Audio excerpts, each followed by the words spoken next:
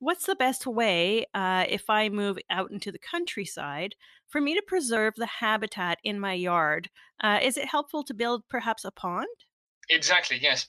Build a pond and also keep an area of long, rough grass somewhere. So, there's lots of misconceptions about amphibians, and, the correct one, is that most people know that amphibians need ponds to breeding, which is great, but they don't spend their whole life or the whole year in a pond.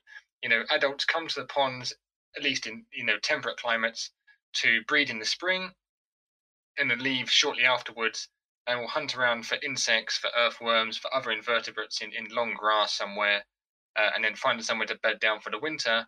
And then, in the summertime, the tadpoles will have metamorphosed into froglets and toadlets or tiny newts and salamanders, and they'll be joining the adults. So yes, build a pond, but also leave an area of rough grass somewhere. And if you are going to build a pond, uh, please stock it with native vegetation, that is appropriate to your location, so that there's no issues there with invasive species or anything, and so that the amphibians that do find it can make good use of it.